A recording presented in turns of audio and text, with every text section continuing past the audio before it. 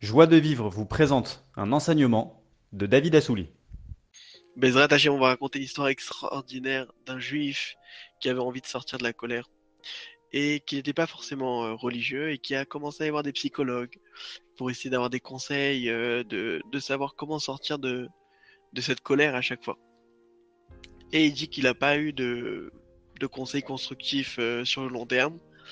Il a commencé à y voir quelques rabbinim qui lui disaient d'aller se tremper au mikvé, d'étudier certains livres, mais encore une fois, c'était toujours pas ça. Et un jour, il est tombé sur un disque du Rav Shalom Harouche où dans le disque, le Rav il dit ça. Il dit, à 120 ans, quand tu vas arriver dans le ciel, on va te dire pourquoi tu t'es mis en colère. Et toi, tu pourras dire, bah, j'arrivais pas, je voulais vraiment y arriver, je voulais vraiment m'en sortir. Mais j'ai étudié le sujet, j'arrivais pas à me contrôler, c'était plus fort que moi. Et sache que du ciel, on va te dire, c'est vrai, t'as raison, c'était au-dessus de tes forces.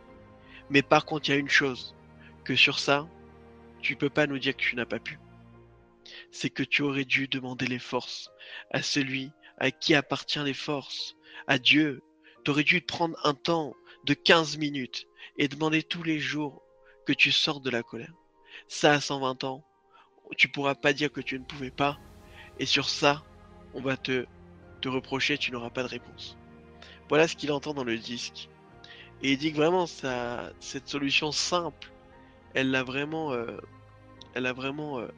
réconforté.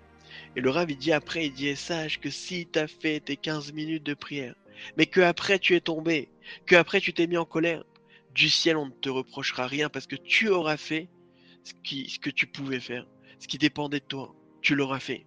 Et donc on ne te dira rien. Et ces paroles l'ont vraiment touché. Et il a commencé à l'appliquer. À chaque fois qu'il sortait du travail, le soir, la nuit, il allait en voiture un peu où il y avait personne. Et 15 minutes, il demandait les forces à Hachem. Il priait pour que Hachem l'aide à sortir de la colère. Et il dit qu'au début, vraiment, des fois, il croyait qu'il avait l'impression qu'il parlait seul. Des fois, il savait même pas si on l'écoutait. Mais bon, Hachem, il a continué à suivre parce qu'il voyait que tout le reste ne l'aidait pas et que c'était la seule solution qu'on lui avait donnée concrètement. Et il raconte que tous les jours, il y allait et il faisait ses 15 minutes. Et vraiment, il voyait que quand il y avait des épreuves, il se mettait encore en colère. Il s'énervait toujours. Mais il se mettait plus rapidement à redescendre, à se calmer. Et ainsi de suite, il avait quelques petites avancées comme ça. Et jusqu'à qu'il nous dit qu'à vraiment à un moment donné, il arrivait vraiment à se contrôler et à se calmer, et à ne pas s'énerver. Et il a été voir le Rav Shalom Harouche en personne. Il a dit, ah voilà ce que je fais, voilà ce que j'ai écouté. Le Rav lui a dit, Khazak, c'est magnifique ce que tu fais. Maintenant il a dit, va étudier le sujet sur le jardin de la foi, où je parle de la colère. Et demande à Hachem ce point précis qui peut nous servir à nous tous dans tous les sujets de la vie. Dis à Hachem, donne-moi l'intelligence qu'il faut pour ne pas se mettre en colère. Donne-moi le ressenti qu'il faut que je sache que vraiment la chose qui fait que on se met pas en colère. Parce que on sait pas véritablement ce qui peut nous donner des forces, la émouna concrètement, exactement qu'il faut avoir dans tous les sujets de la vie. Donc c'est pour ça qu'il faut demander à Hachem, donne-moi l'intelligence qu'il faut, le ressenti qu'il faut, la chose qui fait qu'on ne se met plus en colère.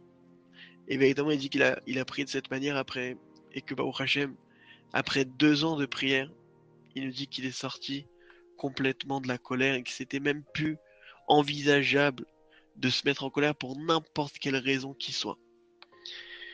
Voilà l'histoire de ce juif. Et ce qui est extraordinaire, c'est que le Rav, il nous dit, c'est écrit dans la Gemara, tout celui qui rallonge en prière, sa tfila ne revient pas vaine. Sa prière ne revient pas vaine. C'est sûr que tu as répondu quelqu'un qui rallonge en prière. Et le Rav, il dit quelque chose d'extraordinaire, il dit, cette phrase, Kol amari betfilaton teviato rekam, c'est que, donc la traduction c'est, celui qui rallonge en prière, sa tfila ne revient pas vaine, c'est la guématria de 30 minutes tous les jours sur un sujet. Alors ne me demandez pas comment le Rav il a trouvé cette gematria. Vraiment, même moi je ne sais pas, ça que ça descend du ciel, tellement c'est impossible à calculer une phrase entière. Et ça m'étonnerait que le Rav il a été chercher chaque mot, chaque lettre pour trouver une phrase qui ressemble.